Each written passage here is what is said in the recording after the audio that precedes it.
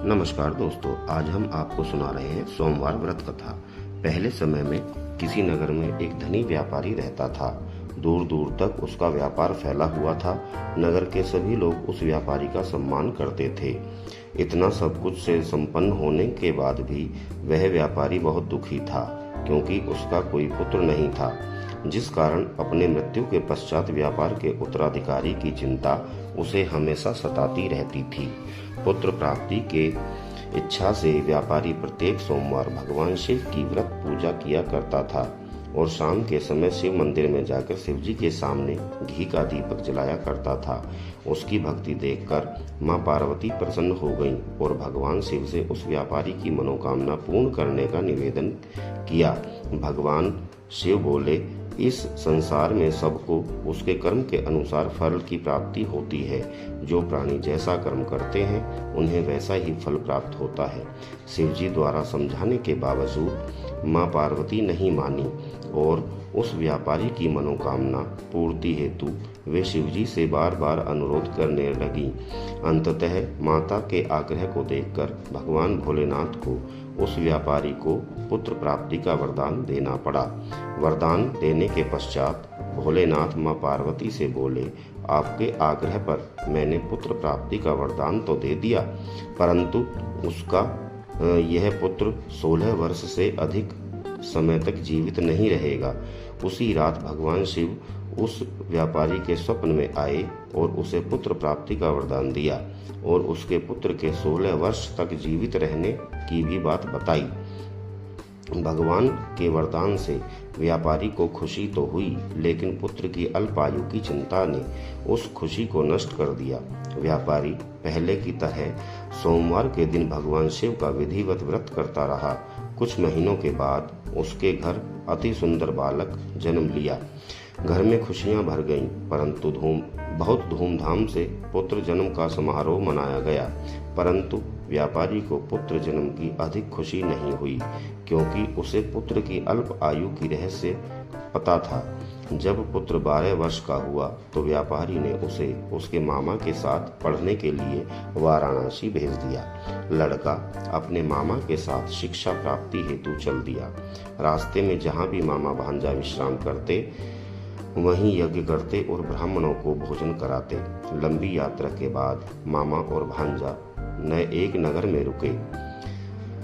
उस दिन नगर के राजा की कन्या का विवाह था, जिस कारण पूरे नगर को सजाया गया था। निश्चित समय पर बारात आ गई, लेकिन वर का पिता अपने बेटे के एक आंख से काणे होने के कारण बहुत चिंतित था। उसे भय था कि इस बात का पता चलने पर कहीं राजा विवाह से इनकार न कर दे, इससे उसकी बदनामी भी होगी। जब वर के पिता ने व्यापारी के पुत्र को देखा तो उसके मस्तिष्क में एक विचार आया। उसने सोचा, क्यों न इस लड़के को दूल्हा बनाकर राजकुमारी से विवाह करा दूं। विवाह के बाद इनको धन देकर विदा कर दूंगा और राजकुमारी को अपने नगर ले जाऊंगा। वर के पिता ने लड़के के मामा से इस संबंध में बात की। मामा ने धन मिलने के लालच में वर के पिता की बात स्वीकार कर ली। लड़के को दूल्हे का वस्त्र पहनाकर राजकुमारी से विवाह कर दिया गया। राजा ने बहुत सारा धन देकर राजकुमारी को विदा किया।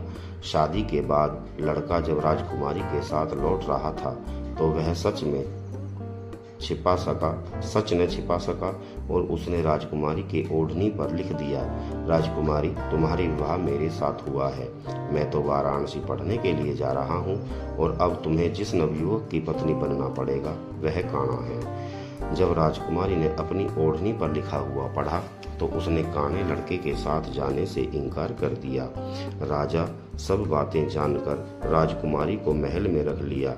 उधर लड़का अपने मामा के साथ वाराणसी पहुंच गया और गुरुकुल में पढ़ना शुरू कर दिया।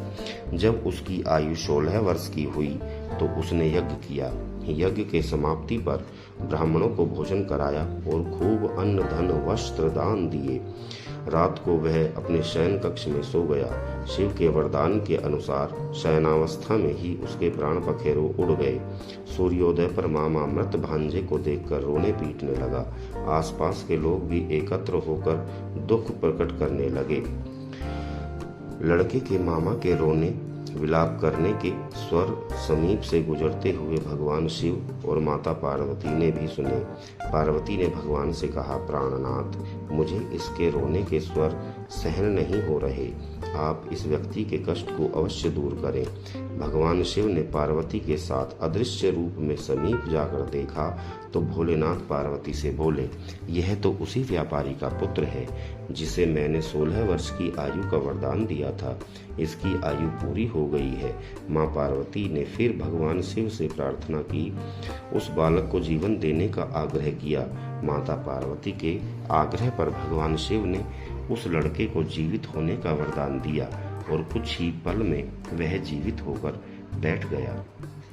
शिक्षा समाप्त करके लड़का मामा के साथ अपने नगर की ओर चल दिया।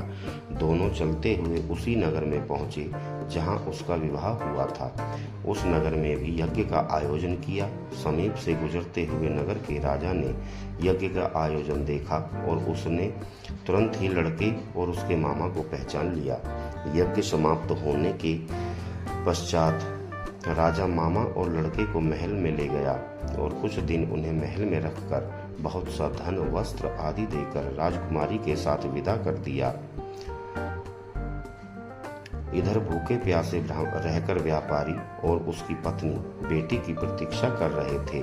उन्होंने प्रतीक्षा करते हुए प्रतिज्ञा कर रखी थी कि यदि उन्हें अपने बेटे की मृत्यु का समाचार मिला तो दोनों अपने प्राण त्याग देंगे। परंतु जैसे ही उसने बेटे के जीवित वापस लौटने का समाचार सुना तो वह बहुत प्रसन्न हुआ। वह अपनी पत्नी और मित्रों के साथ नगर के द्वार पर पहुंचा। अपने बेटे के विवाह का समाचार सुनकर पुत्रवधू राजकुमारी को देखकर उसकी खुशी का ठिकाना न रहा। उसी रात भगवान शिव ने व्यापारी के स्वप्न में आकर कहा, हे श्रेष्ठी, मैंने तेरे सोमवार के व्रत करने और व्रत कथा सुनने के से प्रसन्न होकर तेरे पुत्र को लंबी आयु प्रदान की है। पुत्र की लंबी आयु जानकर व्यापारी बहुत प्रसन्न हुआ। सोमवार का व्रत करने से व्यापारी के घर में खुशियां लौट आईं। शास्त्रों में लिखा है कि जो स्त्री पुरुष सोमवार का विधिव्रत व्रत करते हैं और व्रत कथा सुनते हैं उनकी सभी इच्छाएं पूरी होती हैं। बोले शंकर भगवान की जय, बोले भोलेनाथ की जय, बोले माता पार्वती की जय। ओम जय शिव ओंकारा, स्वामी हरि शिव ओंकारा, ब्रह्मा विष्णु सदा शिव अर्धांगी धारा।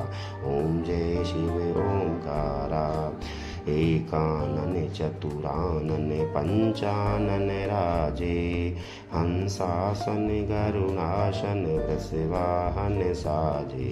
ओम जय शिव ओंकारा, दो भुज चारु चतुर्भुज दस भुज अति सोहे, तीनों रूप निरखते त्रिभुवन जन मोहे।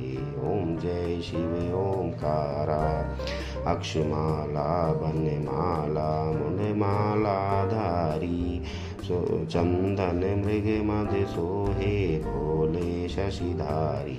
ओम जय शिव ओंकारा, श्वेतांबर पीतांबर बाघांबर अंगे, सनकादिक ब्रह्मादिक भूतादिक संगे।